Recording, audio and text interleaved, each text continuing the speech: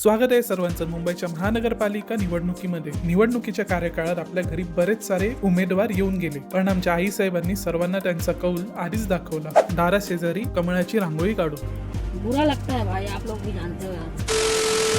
सकाळी जाऊन आम्ही मतदान करून आलो. यंदा मतदान होतं महानगरपालिकेचं. मतदान झाल्याला मी निघालो आहे परत बँगलोरला. मुंबई एअरपोर्टच्या ग्रंथ संग्रहालयामध्ये गेलो. पाहिलं तर इथे मराठी साहित्यकारांचं एकही पुस्तक नाही. हे पाहून मी आश्चर्यचकित तर झालो. मग मनात म्हटलं, आता या विषयावर बोलून काही उपयोग नाही, कारण महाराष्ट्रातील राजकीय पक्षांचा मराठी भाषेवरचा अभिमान फक्त आणि फक्त निवडणुकीच्या वेळेस जागा होतो. आणि जो पक्ष विकासाच्या मुद्द्यावर निवडून येतो त्यांना सामान्य जनतेचा विकास कधी होणार हे प्रश्न का नाही विचारत.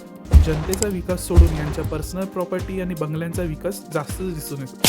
बात सही आहे. असो, फ्लाईट मध्ये बसलो. रात्रीचे 2 वाजता स्पाइस जेट वाल्यांनी नारळ पाणी आणि सँडविच दिला. कॉफीचा कप असा लटकवण्याची टेक्निक फारच नवीन आलेली दिसते. मी पोहोचलो आहे बँगलोरला. ऑफिस मध्ये आल्याबरोबर पहिलं माझं गिफ्ट ताब्यात घेतलं. यावेळी गिफ्ट मध्ये एक पॉवर बँक, पाण्याची बॉटल आणि स्पीकर मिळालेला आहे. वाटतं कंपनीने खूप जास्त खर्च केलाय. शेवटी काय, स्वर्गीय आजोबांना आनंदात पाहून सगळे खुश झालेले आहेत, कारण की मँचेस्टर इज रेड अगेन. आजसाठी इथे थांबतो. भेटूया पुढच्या व्लॉग मध्ये. तोपर्यंत बाय.